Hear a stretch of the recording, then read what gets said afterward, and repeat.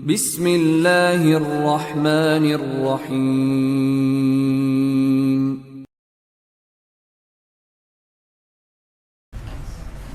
Bismillah. Assalamualaikum warahmatullahi wabarakatuh.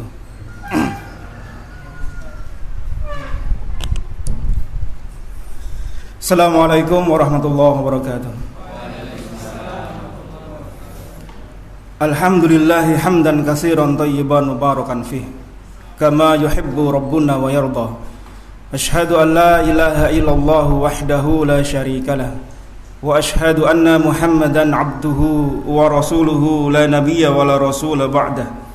Allahumma salli wa sallim ala nabiyyina Muhammad wa ala alihi wa sahbihi wa man tabi'ahum bi ihsanin illa yaumil qiyamah.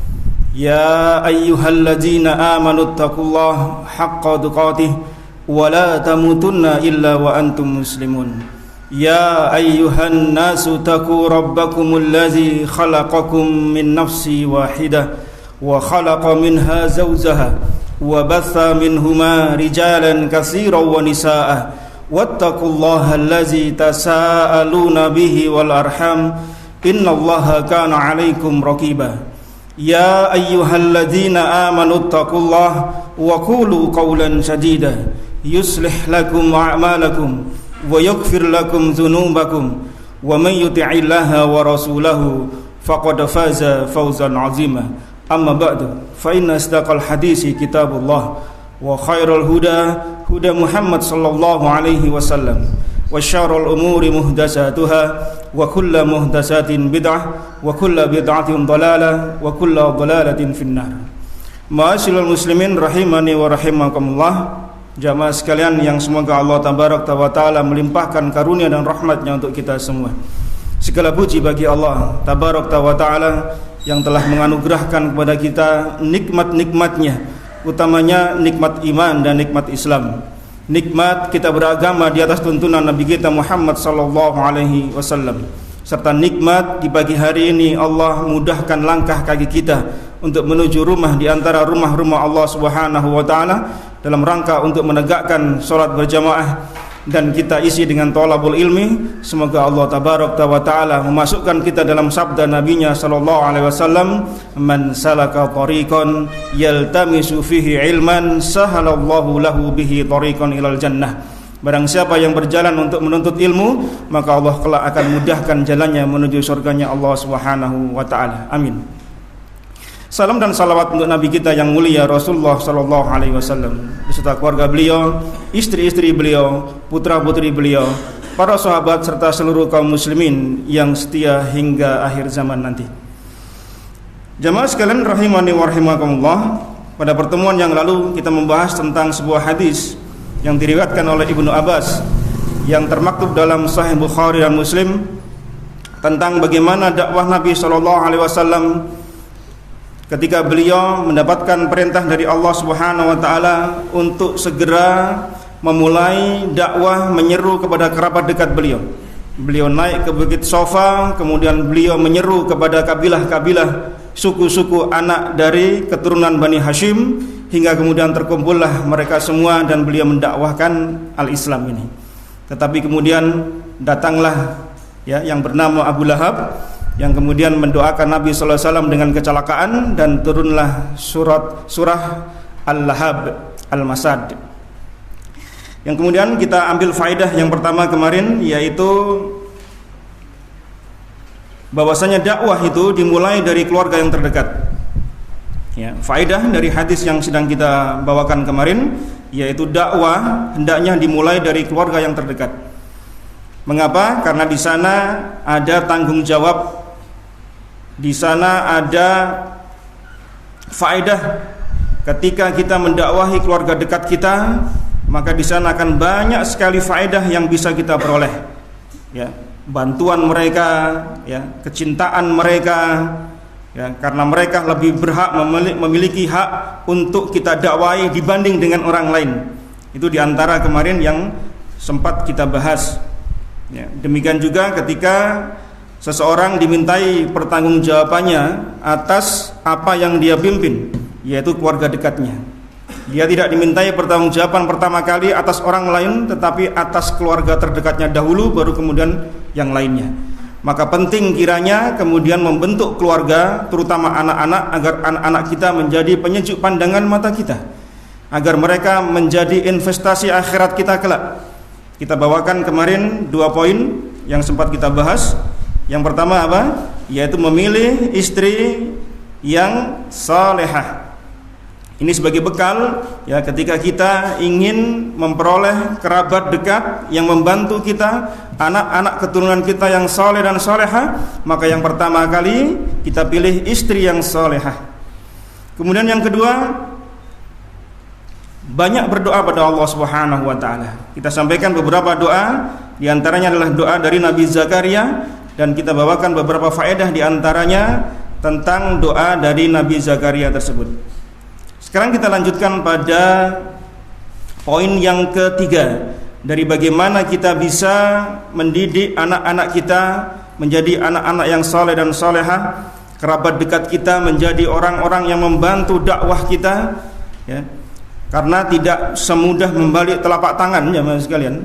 Ya, membentuk keluarga itu butuh perjuangan, butuh kesungguhan, butuh keistiqomahan, dan tentu diiringi dengan doa pada Allah Subhanahu wa taala dan ikhtiar secara lahiriah. Mudah-mudahan Allah Subhanahu wa taala memudahkan langkah kaki kita, memudahkan urusan kita untuk membentuk keluarga yang sakinah, mawaddah, warahmah, dan anak-anak kita menjadi anak yang saleh dan salehah. Yang ketiga yaitu memilih nama yang baik untuk mereka. Memilih nama yang baik untuk mereka. Karena nama jamaah sekalian adalah bagian dari doa.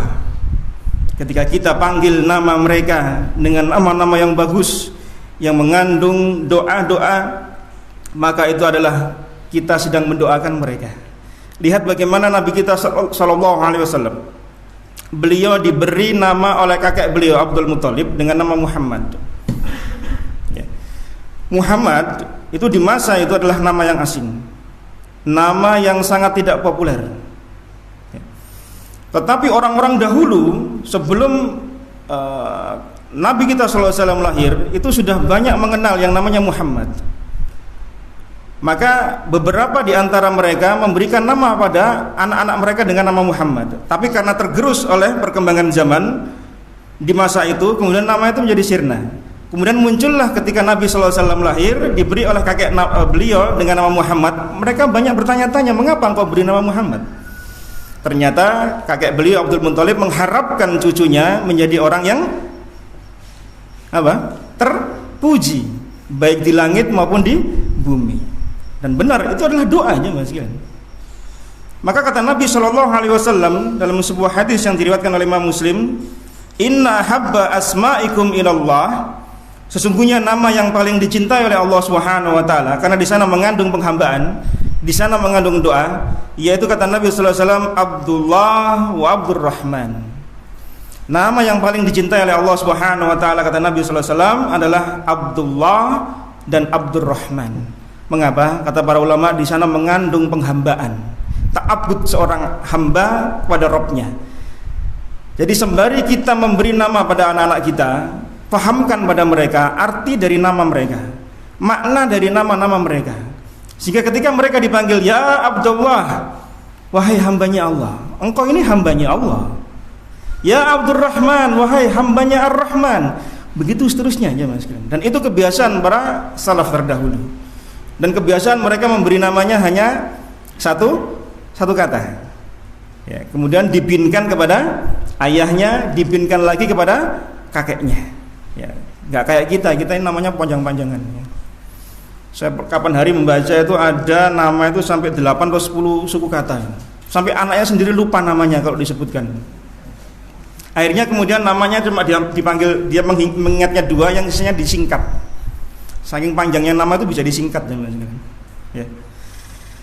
Dan qadarullah ya, kita mungkin karena orang tua kita mungkin tidak banyak mengenal tentang Islam di zaman dahulu barangkali. Mungkin nama-nama yang diberikan pada kita mungkin tidak begitu Islami tanda petik. Ya, tapi mereka suka dengan nama-nama tersebut. Tetapi ketika kita sudah mengenal dinul Islam, sudah mengenal bagaimana Islam mengajarkan pada kita tentang nama-nama, maka hendaklah ketika kita memberi nama pada anak-anak kita, atau antum akan punya anak lagi dari istri yang satunya lagi, antum bisa kasih nama, persiapkan nama yang bagus. Ya. Senyum-senyum itu antum ya. Lah sudah kadung dikasih nama sekian-sekian kan antum korbannya susah.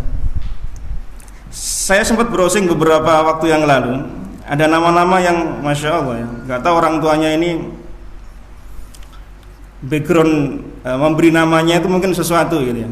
Saya bacakan beberapa nama yang ya bagi kita lucu gitu ya. Ada nama anak itu diberi nama pintu pemberitahuan. Ini nama ini di aktenya ada. Namanya pintu pemberitahuan. Ada lagi namanya itu Tuhan. Di KTP-nya ada. Namanya Tuhan. Ada lagi namanya itu D. Ya cuma huruf D saja. Jadi kalau di sekolah dia dipanggil D, ya dia datang. Anak perempuan.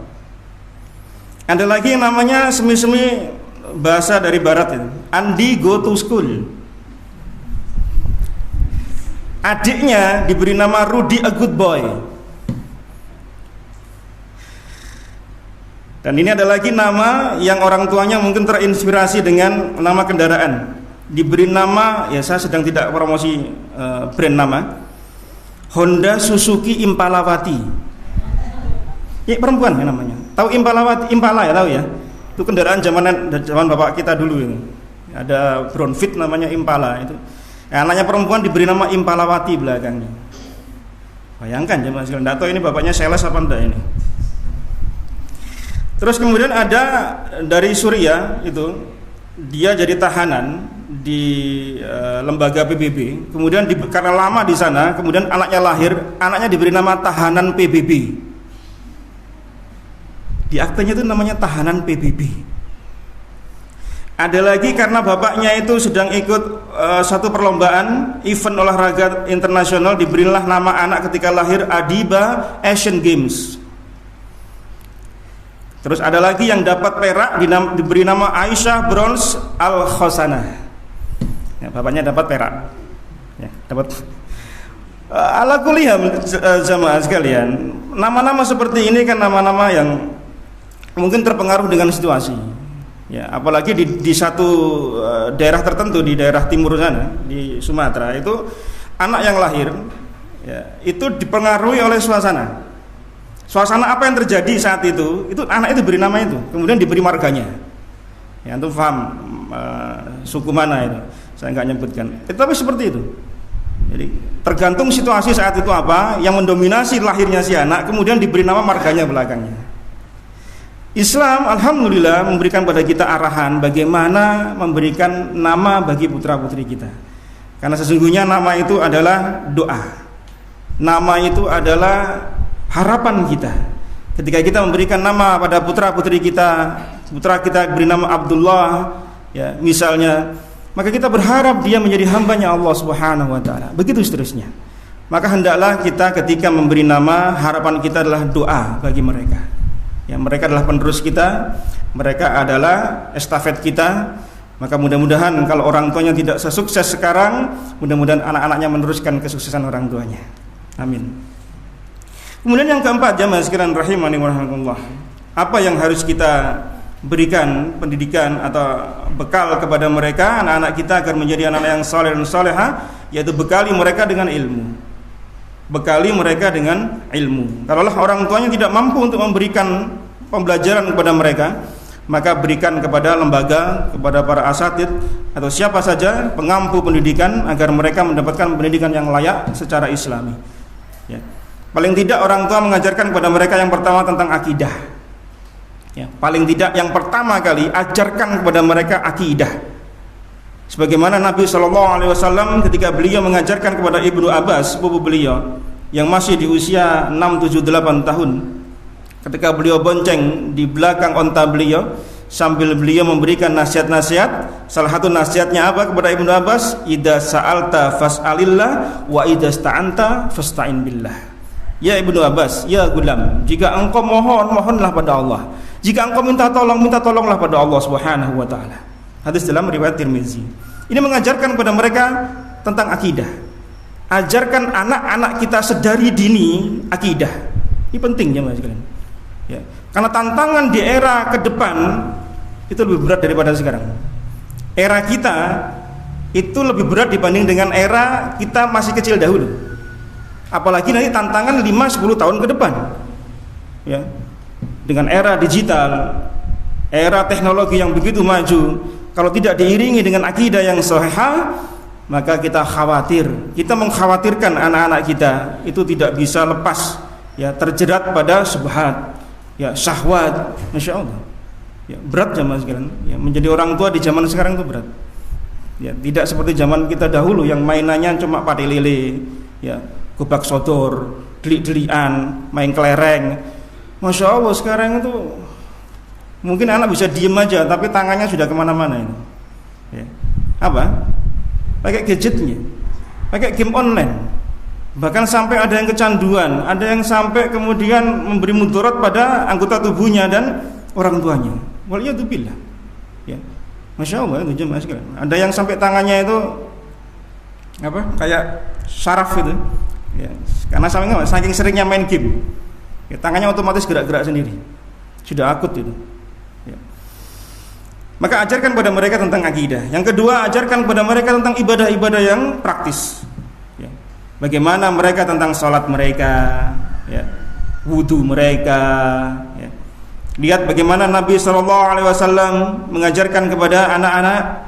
Ya, dalam riwayat Abu Dawud di nomor 495, muru auladakum bis-shalah wa hum abna'u sab'i sinin. Ajarkan pada anak-anak kalian di usia 7 tahun itu salat. Ya, berarti kan kita mengajarkan pada mereka tentang ibadah. Ajarkan anak-anak kita yang belum balik di usia 7 tahun untuk salat.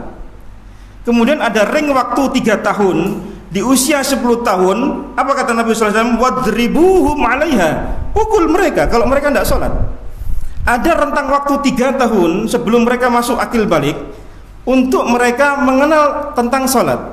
Di usia 7 kan belum akil balik kan, mereka masih main-main kadang sholat. Tapi ajarkan pada mereka tentang sholat. Berarti kan orang tuanya harus tahu tentang ilmu sholat. Nah kalau orang tuanya tidak sholat, apa nggak tambah parah itu? Orang tuanya tidak sholat, orang tuanya kadang sholat kadang nggak perhatian dengan sholat. Kemudian ada perintah seperti ini, bagaimana dia bisa mengaplikasikan pada anak-anaknya? Nah, engkau sholat, bapak sendiri tidak sholat, kan aneh gitu kan. Bahkan kata Imam Syafi'i rahimahullah, sahabat-sahabat Imam Syafi'i rahimahullah, perintah ini, hadis ini menjadi faedah bahwasanya orang yang tidak sholat, kalau dia sudah dewasa, itu hukumannya tidak hanya dipukul, tapi dipenggal lehernya. Ini sahabat-sahabat Imam Syafi'i mengatakan bahwasanya hukuman bagi orang yang sudah dewasa yang meninggalkan sholat adalah dipukul dengan pedang. Artinya apa? Dipenggal. Alasannya apa? Loh, anak usia 10 tahun tidak sholat aja dipukul. Berarti yang lebih dari itu hukumannya lebih dari itu pula. Ya, ini salah satu istinbat yang dipakai oleh sahabat-sahabat Imam Syafi'i rahimahullah ketika mereka membahas tentang hukum orang yang meninggalkan sholat. Sampai seperti itu jemaah sekalian. Ya. Sebagian orang tua kadang tidak perhatian dengan masalah sholat ini. Kalau anaknya tidak les, anaknya tidak belajar, anaknya tidak makan, anaknya mungkin mecahkan barang-barang di rumah, marahnya Masya Allah. Tapi kalau anaknya tidak sholat, dibiarkan saja. Kasihan, capek, kasihan ngantuk, kasihan habis ini habis itu, kasihan yang kemudian tidak mendidik. Ya. Kasihan seperti ini tidak mendidik. Ajarkan pada mereka di waktu-waktunya. Ingat Nabi SAW ketika memberikan pengajaran pada anak-anak, ya, itu sudah pada taraf yang sudah pada masanya. Bukan berarti kemudian kok Islam kok kejam, mengajarkan memukul di usia 10 tahun. Di pendidikan modern memukul itu tidak diperkenankan, ya, memukul ya di dunia pendidikan modern itu tidak diperkenankan. Tetapi kita lebih percaya pada metode Nabi SAW. Karena apa? Ini memberikan efek jerah. anak akan merasa, loh saya kalau nggak beribadah pada Allah ada pukulan dari orang tua, apalagi kalau nanti saya di hadapan Allah saya nggak sholat, hukuman apa yang saya peroleh? Anak akan berpikir, jemaah sekalian. Saya pernah mengisi di sebuah lembaga sekolah, guru-gurunya sempat protes dengan hadis ini. Lu kan nggak boleh mukul, Ustaz. Saya bilang saya lebih percaya pada metode Nabi SAW daripada tidak memukul. Karena apa? Anak nanti tidak memberikan efek jerah pada mereka. Mereka bermudah-mudah dalam meninggalkan salat. Bayangkan kalau kita lebih takut di awal daripada kita takutnya di belakangan. Kita mungkin di zaman dahulu ketika salat, kita mungkin main-main. Ya seperti anak-anak kita lah. Main sana, main sini. Ya lumrah namanya anak-anak. Apalagi kalau antum lihat terawih di beberapa tempat ya. Masya Allah itu satu saf belakang itu isinya anak-anak semua. Rame semua satu saf. Ya, karena sama takmirnya ditaruh belakang sendiri anak-anak itu. Tidak di sela-sela. Kalau saya sering menyarankan pada takmir agar menyela-nyela mereka di tengah-tengah yang dewasa. Kalau sama bapaknya taruh sama sebelah bapaknya, kalau enggak ada bapaknya titipkan tetangganya atau siapa sajalah yang lebih dewasa. Supaya mereka lebih tertata. Bayangkan kalau mereka guyon 2 orang, ternyata kumpulnya sak baris semua, sak soft. Itu kalau surung-surungan tuh jatuhnya sak baris tuh. Ketawa semua. Kadang sampai menjatuhkan pembatas sholat itu sampai pernah itu. Saya beberapa kali kalau sholat tarawih seperti itu. Ya terkadang ganggu imam, ya ganggu jamaah yang lain. Bayangkan kalau kemudian tidak kita berikan edukasi pada mereka bagaimana tentang sholat. Kalau engkau nggak sholat, Allah akan memberikan hukuman seperti ini dan itu. Maka sedari dini Islam sudah mengajarkan seperti itu, jemaah sekalian. Dan kita lebih percaya pada metode Nabi SAW, lebih memberikan manfaat. Ya, bukan berarti metode yang lain tidak memberi manfaat, tapi kita lebih percaya pada metode Nabi SAW. Kemudian yang ketiga, ajarkan kepada mereka tentang akhlak. Ya, tadi tentang akidah, tentang ibadah. Yang ketiga, ajarkan mereka tentang akhlak. Adab pada orang tua, adab kepada guru, adab kepada kerabat, kepada tetangga, kepada teman, ya, kepada kaum muslimin secara umum. Adab makan, adab minum, berpakaian, ajarkan jemaah sekalian. Ya, jangan dibiarkan anak-anak kita kemudian lepas dari adab-adab seperti ini. Tidak apa-apa masih kecil makan tangan kiri. Salah. Tetap ditegur. Kalau mereka makan dengan tangan kiri, tegur. Nak makan tangan kanan. Begitu seterusnya jemaah sekalian.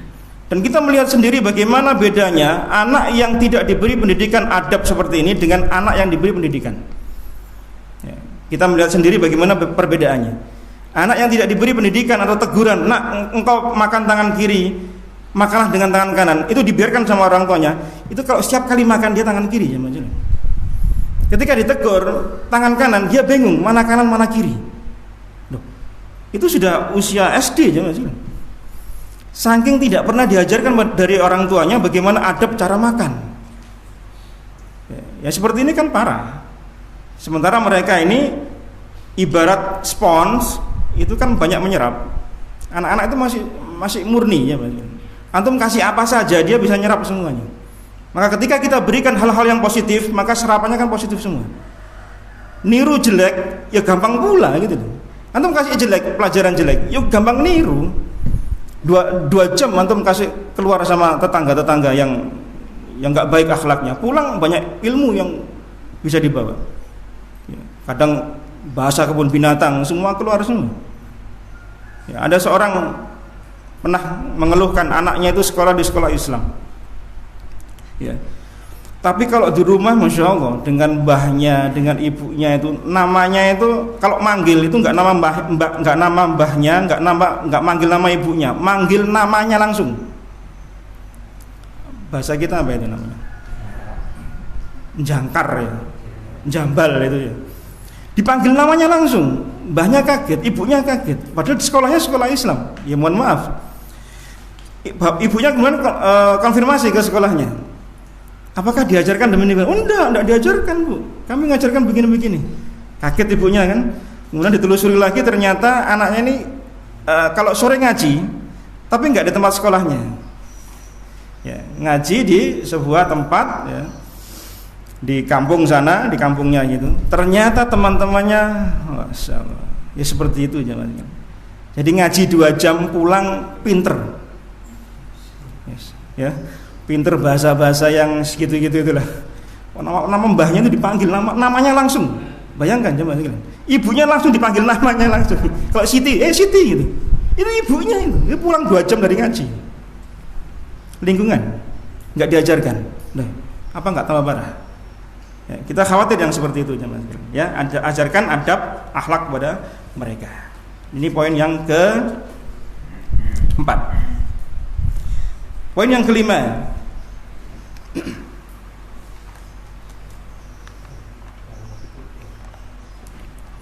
Ya, ketiga. Sekarang kelima. Tadi keempat kan? Ya, sekarang kelima. Ya, antum jangan bingung. Banyak poinnya soalnya kalau sama saya. Karena saya nggak bikin diagram soalnya. Antum bikin dewe lah. Ya, yang kelima, agar anak-anak kita menjadi anak-anak yang menjadi penyejuk pandangan mata kita, yang membantu dakwah kita, berbuat adillah pada mereka. Orang tua itu harus adil sama anak-anaknya. Ya, orang tua itu harus adil sama anak-anaknya. Kita tidak ingin jemaah sekalian anak-anak kita menjadi benci dengan kita, benci dengan orang tuanya, terjadi permusuhan di antara kerabat. Antum pernah dengar berita barusan di daerah mana, Mojokerto, seorang anak malu ibu, kakak dan adiknya. Pernah dengar?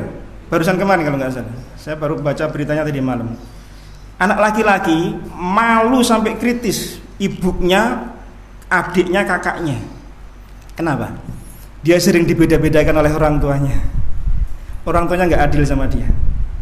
Dipalu itu ibunya, masya Allah. Betulan dipalu, kritis itu mereka. Ditangkap sama polisi. Ya.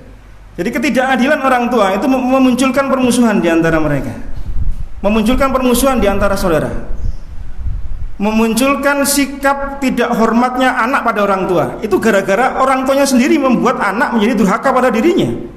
Kenapa? Nggak adil sama anak. Pernah datang pada Nabi SAW Nu'man bin Bashir. Beliau akan diberi bagian tanah oleh orang tuanya, oleh Bashir radhiyallahu anhu. Kemudian Nabi SAW diminta untuk menjadi saksi atas pemberian tanah dari ayahnya kepada Nu'man bin Bashir. Kemudian Nabi SAW bertanya, aqaita sa'ira waladika misla hada, apakah anak-anakmu yang lain itu diberi sebagaimana Nu'man? Kata ayahnya, enggak, cuma Nu'man toh yang tak kasih. Apa kata Nabi sallallahu alaihi wasallam? Fattaqullah wa'dilu baina auladikum. Bertakwalah pada Allah dan adillah kepada anak-anak kalian. Orang tua harus adil, jangan pilih kasih dengan anak-anaknya. Kalau kita punya anak lebih dari satu, perlakukan mereka secara adil. Kalau satu diberi, ya beri juga yang lain. Kalau mungkin kadarnya sudah dewasa dengan kebutuhan yang berbeda, adil tidak harus sama, tidak harus rata, tetapi diberi dengan kebutuhan yang sesuai. Ada anak SMA anak kita, mungkin ada yang SMP, ada yang masih SD, ada yang masih PAUD. Mau adil, kasih uang 100.000 semua untuk sangune. Adil? Adil, satu semua kok. Yang SMA ya cukuplah bagi dia. Yang SMP mungkin agak berlebih. Yang SD kelebihan. Yang PAUD dibuat origami itu, kertas merah tadi itu, dibikin kapal-kapalan. Karena dia nggak tahu nilainya uang 100.000. Nggak adil. Karena adil tidak harus sama rata, sama dibagi semua, tidak. Tapi semua dibagi dengan kadar kebutuhan yang berbeda. Nah ini namanya adil. Lah orang tua harus bisa bijak jemaah sekalian. Tidak boleh dia pilih kasih pada yang lainnya. Satu diberi bagian ini, yang lain nggak diberi. Nanti akan menimbulkan permusuhan di antara mereka. Nanti akan menimbulkan durhakanya si anak kepada orang tua. Siapa yang menyebabkan? Orang tua sendiri. Dia nggak adil sama anak-anaknya. Maka adil ini menjadikan mereka saling mencinta di antara kalian. Ya. Kemudian jamaah sekalian rahimani wa rahimakumullah, Nabi SAW mengatakan, la ashhadu ala jaurin, saya tidak mau bersaksi atas kezaliman. Ketidakadilan orang tua pada anak itu bentuk kezaliman orang tua pada anak. Ya. Jangan sepelekan, jangan sekalian.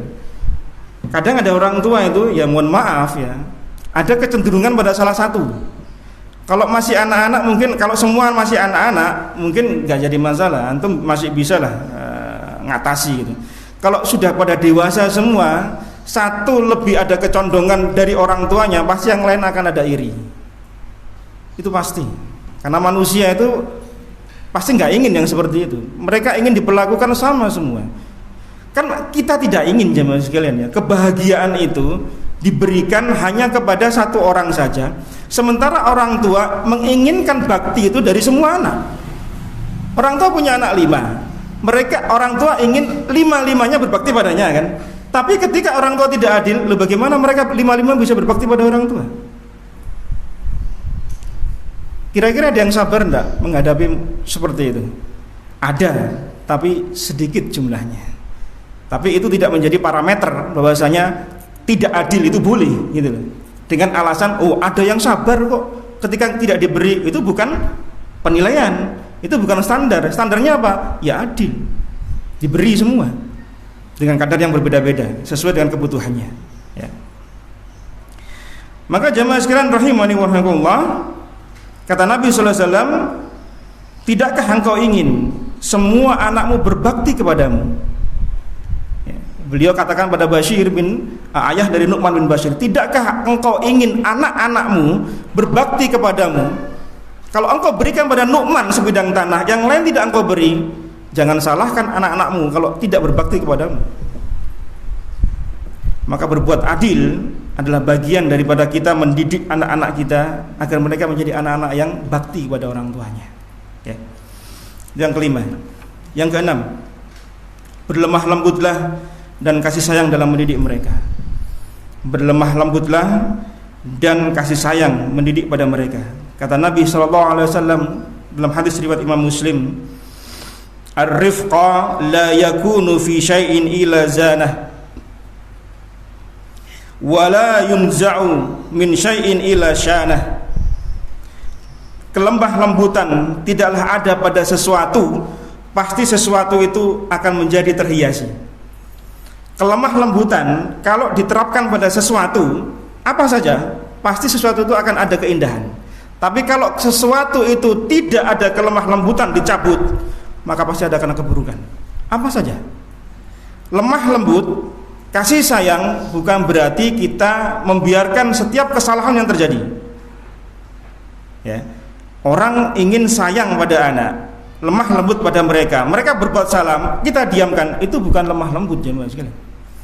Lemah lembut itu kalau mereka berbuat salah, ya diberi hukuman, diberi nasihat, diberi teguran, bukan dibiarkan. Contoh kalau di rumah ada peraturan, jangan nyoret-nyoret dinding rumah.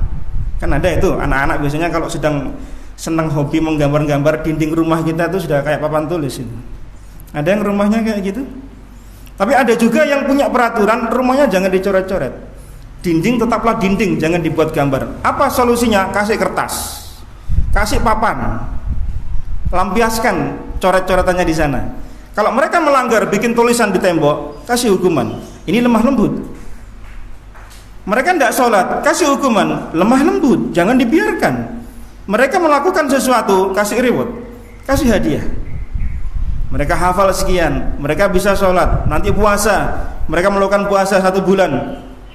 Ada yang anak-anaknya nagih hadiah enggak kepada antum? Kalau bisa menyelesaikan 1 bulan puasa, ada? Enggak ada. Beberapa orang tua ngasih hadiah, dan itu bagus-bagus saja kata para ulama untuk memberi motivasi pada mereka. Ya. Boleh. Ya. 1 bulan, 1 hari engkau berpuasa penuh, kasih ini. Tapi simpan sama orang tuanya. Nanti rupakan setelah hari raya. Belikan sesuatu untuk mereka. Termotivasi jemaah sekalian. Loh, nanti puasanya kan karena hadiah. Loh, masih anak-anak enggak apa-apa. Kita pun juga dulu gitu kok. Motivasi itu penting. Nanti kemudian diarahkan, begitu seterusnya. Ini bimbingan jemaah sekalian. Ya. Lihat bagaimana para masyayikh kita ya, ketika memberikan muhadharah, kajian, juga memberikan hadiah kepada mereka-mereka yang bisa menjawab pertanyaan. Ini motivasi. Apakah kita datang ke kajian untuk mengharapkan pahala dari mereka, hadiah dari mereka? Kan tidak. Tapi ini motivasi ya. Maka kelemah lembutan itu bukan berarti kemudian kita membiarkan mereka salah ya. Pernah Nabi SAW itu di sisi beliau ada Hasan bin Ali ya, salah satu cucu kesayangan beliau, Hasan dan Husain. Hasan ada di samping beliau. Kemudian beliau cium itu Hasan ya. Namanya orang tua, kakek ya, ayah mencium anak, Masya Allah. Kemudian di sebelah beliau ada yang bernama Aqra' bin Habis. Hadis ini di Bukhari Muslim. Ada Aqra' bin Habis, seorang sahabat. Aqra' bin Habis ini pernah mendapatkan bagian ghanimah perang yang sangat banyak, hampir 100 ekor onta lebih, karena waktu itu baru masuk Islam di Fathul Mekah. Kemudian ketika Rasulullah SAW mencium Hasan bin Ali radhiyallahu an, Aqra' bin Habis ini heran. Ya Rasulullah, Anda nyium Hasan bin Ali? Heran jemaah sekalian. Saya itu punya anak 10, satu-satu pun tidak pernah saya cium. Bayangkan jemaah sekalian, Aqra' bin Habis itu punya anak 10, tidak tahu dari istri yang keberapa. Anaknya 10, tidak pernah dicium satu-satunya pun. Apa kata Nabi sallallahu alaihi wasallam? Ma la yarham la yurham. Barang siapa yang tidak punya kasih sayang, dia tidak akan disayang oleh yang ada di langit. Menyium anak-anak itu sebagai bentuk kasih sayang. Ada kan orang tua itu yang kadang keras, tipikalnya itu kaku, jauh dari anak-anak ya, sehingga kemudian anaknya ini lebih dekat pada ibunya daripada ayahnya. Ada yang di sini anaknya lebih dekat sama ibunya daripada ayahnya? Gak ada ya? Ya, mudah-mudahan dekat dengan keduanya. Bahkan ada sebuah penelitian di barat sana, tapi saya tidak tahu valid apa tidaknya. Seorang anak yang lebih dekat pada orang tuanya itu IQ-nya lebih tinggi daripada yang lain. Entah apa yang mempengaruhinya, saya juga tidak tahu kevalidan dari penelitian tadi, tapi saya pernah baca seperti itu ya. Lihat bagaimana Nabi Ismail alaihissalatu wassalam yang dididik oleh Nabi Ibrahim alaihissalatu wassalam. Ini contoh-contoh ya, bukan berarti kemudian didikan dari ibu, tidak, tapi di sisi yang lain pendidikan dari ibu Masya Allah luar biasa ya, luar biasa. Maka ketika ada anak itu ya, berikan kasih sayang pada mereka ya, gendong, dekap ketika mereka masih kecil jamaah sekalian ya. Nek gede ya susah nanti antum. Ketika masih kanak-kanak, berikan kasih sayang pada mereka. Ya, di dunia pendidikan di usia 6 tahun itu masa-masa mereka diberikan kasih sayang. Ya. Belayan, ciuman, didekap, digendong itu di usia 6 tahun ke bawah. Selebihnya mulai diberikan pada mereka tentang arti baik, benar, baik, salah, salah ada hukuman, begitu seterusnya. Itu di dunia pendidikan seperti itu. Nah, maka kita pun juga harus sering mengupgrade bagaimana kita mengajari anak-anak kita. Tidak hanya kemudian wis waton dilakoni ya lah. Enggak juga. Ya, mendidik anak butuh seni, butuh ilmu. Ya, enggak asal kemudian kita ngajari sebagaimana kita melalui hari-hari kita, tidak. Kita harus punya target. Kita harus punya perencanaan. Kita harus mengagendakan mereka apa, apalagi di masa pandemi seperti sekarang ini, pendidikan semua pakai online ya, seolah-olah sekolah pindah ke rumah kita. Kita harus pintar mengatur jadwal untuk anak-anak kita. Jangan sampai anak-anak kita dari tidur sampai bangun, tidur sampai tidur lagi isinya main terus. Kalau ada target hafalan, saya yakin hafalannya banyak yang rontok, isinya main tok. Saya ngalami pada anak saya, seharian main sama sepupu-sepupunya, hafalannya hilang kabeh, lali semua, sing dieling durinane tok. Ya. Ini bahaya ya Mas. Ya, jangan biarkan mereka pada kondisi seperti itu. Tetapi menjadi orang tua ya yang senantiasa meletakkan kasih sayang pendidikan pada anak-anaknya, insya Allah anak-anak kita lebih nurut pada kita. Kadang ada anak itu yang takut sama ayahnya. Ya, ayah itu kan tipikalnya, gambarannya itu keras, kaku, berwibawa kan gitu ya. Sehingga anak kadang kalau dekat sama orang bapaknya lebih takut dibanding dengan sama ibunya. Sehingga kemudian kadang anak kalau sudah dewasa dia lebih berani pada ibunya daripada sama bapaknya. Maka dalam sebuah hadis Nabi SAW menyebutkan tentang larangan-larangan berbuat dosa. Salah satunya adalah yang paling utama, tidak boleh durhaka kepada ibu. Bukan berarti durhaka pada ayah boleh, enggak. Tetapi mengapa kalau disebut ibu? Ya karena ibu lebih lemah posisinya dibanding dengan ayah. Nah, kondisi seperti ini kalau mereka masih anak-anak kan bisa dikondisikan. Ya, bisa dikondisikan ya Mas. Agar mereka apa? Menghormat pada ibunya, menghormat pada ayahnya. Ya, setiap kali mereka anak-anak kita melakukan kesalahan pada orang tua, terutama pada ibu, ingatkan, jangan, itu ibumu. Hormati mereka. Begitu seterusnya. Sehingga mereka rasa hormatnya pada ibu itu lebih tinggi kepada ibunya dibanding dengan yang lainnya. Ya, bukan berarti kepada ayahnya nggak hormat gitu loh. Karena anak Nabi menyebutkan 3 kali kan ibu, baru kemudian ayah.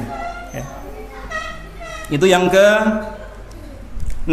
Yang ke-7, poin yang ke-7. Berikan nasihat dan arahan pada mereka. Berikan nasihat dan arahan pada mereka. Ya, saat mereka melakukan kesalahan-kesalahan, dosa, ya pelanggaran-pelanggaran syariat, berikan nasihat, berikan arahan. Ya, tentu dengan tidak menghakimi.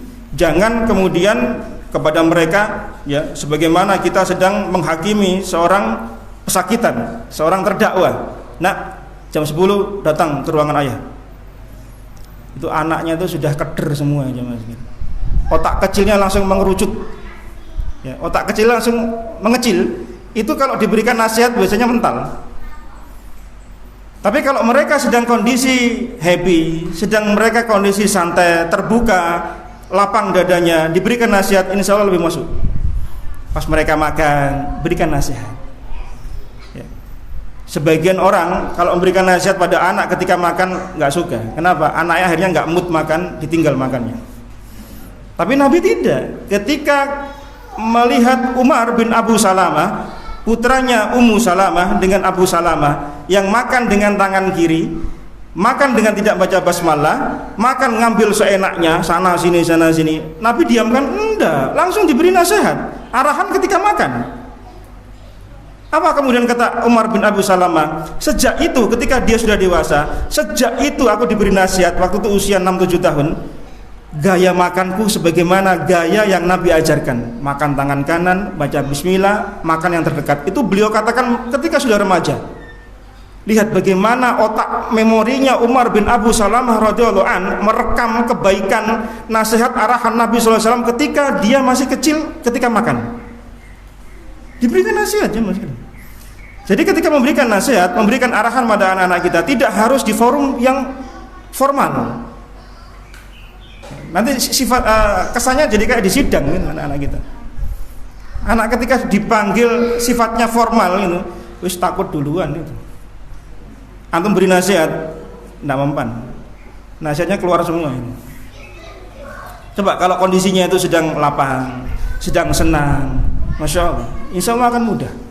Lihat bagaimana nasihat Luqman pada anak-anaknya.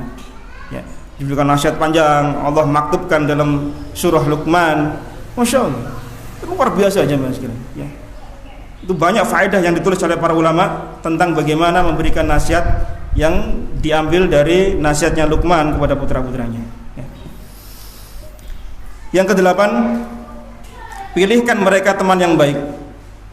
Pilihkan mereka teman yang baik. Teman-teman yang bisa mengarahkan pada mereka kebaikan-kebaikan. Teman-teman yang bisa mengarahkan pada mereka atau menjauhkan mereka dari hal-hal yang tidak baik. Ya. Permisalan teman yang baik sudah sering kita dengar, ya, sebagaimana permisalan kita berteman dengan penjual minyak wangi. Kalau permisalan teman yang buruk adalah sebagaimana kita berteman dengan tukang pandai besi. Ya. Jangankan manusia ya Mas, antar manusia yang sejenis itu kan mudah terpengaruhi. Teman dengan teman yang tadi saya ceritakan tadi, bagaimana seorang anak terpengaruh dengan temannya, lingkungannya yang tidak baik. Maka orang tua itu berperan untuk memilihkan kepada anak-anak kita teman-teman yang baik. Karena antar manusia itu mudah terkontaminasi.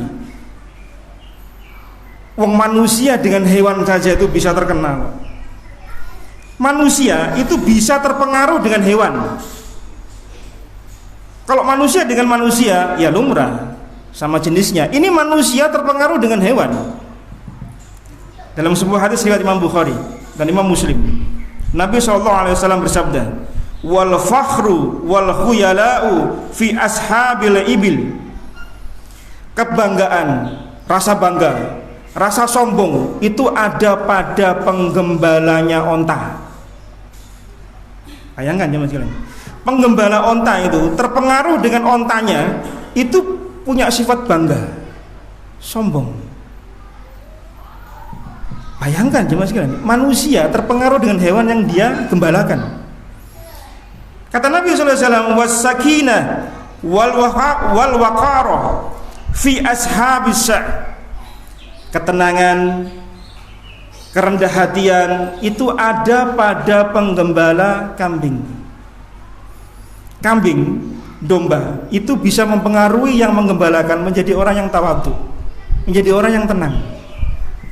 Maka mengapa hikmah Allah Subhanahu wa taala ya mentakdirkan hamba-hambanya ketika sebelum diangkat menjadi nabi, menjadi rasul, sebagiannya adalah para penggembala kambing. Nabi SAW dapat bayaran 1/4 dirham dari penduduk kota Mekah untuk menggembalakan kambing. Nabi Musa alaihissalatu wassalam menggembala kambing selama hampir 10 tahun lebih untuk mendapatkan maharnya istrinya. Hampir rata-rata para anbiya sebelum diangkat menjadi nabi menjadi apa? Penggembala kambing. Untuk apa? Menata jiwa mereka menjadi orang yang sakinah, menjadi orang yang tawadhu, sabar. Bayangkan kalau seorang nabi tidak sabaran. Bayangkan, didakwahi nggak terima adab Allah, kayak hancur umatnya itu. Nggak kayak kita ya, nggak sabaran soalnya kita ini. Pingin-pinginnya dapat semua ya, dakwah rame, pinginnya kita ya mudah-mudahan Allah kabulkan.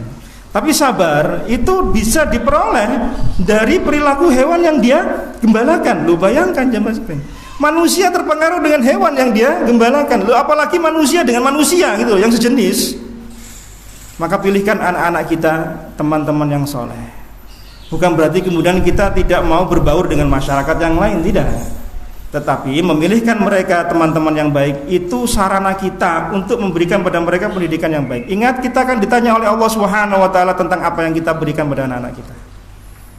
Kita biarkan mereka berteman dengan teman-teman yang buruk ataukah tidak? Ya. Kita akan dimintai pertanggungjawaban. Al mar'u ala dini khalilihi falyanzur man yukhalil. Kata Nabi sallallahu alaihi wasallam dalam riwayat Abu Dawud. Seseorang itu tergantung agama teman dekatnya. Teman dekatnya seperti apa? Rajin ke masjid, insya Allah dia akan rajin ke masjid pula. Rajin ngaji, insya Allah akan seperti itu. Maka kata Nabi SAW, fal yang durman yukhalil. Maka perhatikan dengan siapa dia berteman. Perhatikan ya mas. Ya. Kalau saya di tempat saya sana, maghrib gitu ya, masya Allah, main bola itu tidak berhenti ya mas. Sampai pulang maghriban belum selesai juga. Saya mikir, ini kapan mandinya, kapan ngelap keringetnya, terus kapan maghribannya, mari gini isya ya. Zaman kita dahulu, nggak tahu antum mengalami apa enggak. Kalau sebelum maghrib yang ngaji-ngaji itu ya, itu orang tua sudah nyari-nyari kita itu, mata sudah melotot gitu, sudah buyar. Nggak tahu antum mengalami apa enggak. Zaman saya gitu dulu ngalami dulu. Sampai orang tua datang ke lapangan nyari kita. Kalau kita belum pulang, masjid sudah mulai denger yang 15 menit sebelum ngaji salat itu loh. Kan ada itu, zaman dahulu itu ada. Kalau kita belum pulang jam segitu udah dicari jam sekalian. Satu ke masjid. Zaman sekarang jam sekalian dibiarkan sama orang tuanya. Mungkin di WA, di telepon nggak dibalas. Teman mempengaruhi teman dekatnya. Ya, maka pilihlah teman yang baik. Yang ke-9, yang terakhir, Jadilah Anda, wahai ayah, wahai ibu, wahai orang tua, teladan yang baik. Jadilah kita menjadi teladan qudwah, contoh bagi anak-anak kita. Jadikan diri kita ini cermin bagi mereka. Mereka lihat kita aja mas sekalian, bukan lihat orang lain. Anak-anak kita lihat keseharian kita. Anak-anak kita lihat perilaku kita, lihat adab kita, lihat ibadah kita. Kita ini contoh bagi mereka. Kita nggak ngasih contoh yang baik, ya cerminnya, pantulannya nggak baik pula. Kalau orang tua perhatian dengan sholat, maka insya Allah anak akan perhatian pula dengan sholat. Orang tua perhatian dengan membaca Al-Quran misalnya, anak akan terbiasa aja nggak segini. Maka benar kata para ulama kita, jika engkau ingin mensolehkan anak-anakmu, solehkan terlebih dahulu dirimu. Solehkan diri kita. Jangan kita nyuruh anak kita, ayo nak sholat, ayo nak ngaji. Bapaknya nggak tahu sholat, bapaknya nggak tahu ngaji. Ya. Ajarkan pada mereka aja mas sekalian.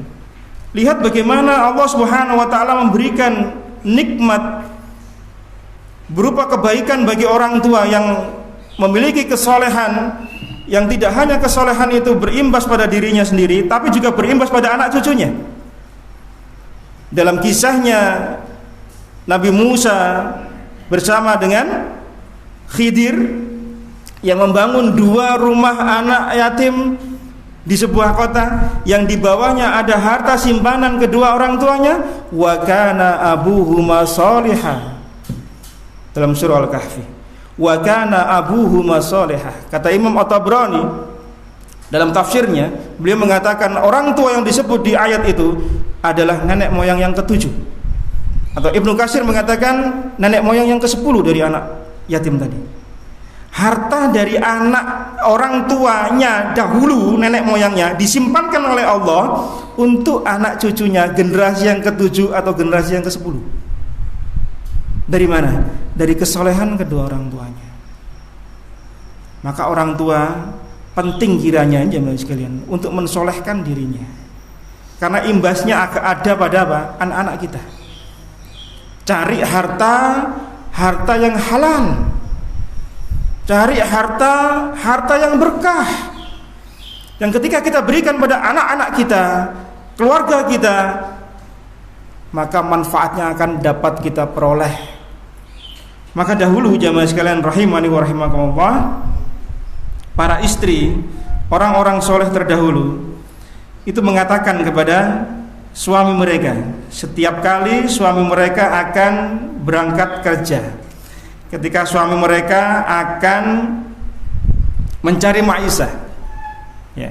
Karena apa? Mereka tahu bahwasanya harta yang tidak halal itu imbasnya pada mereka, gitu.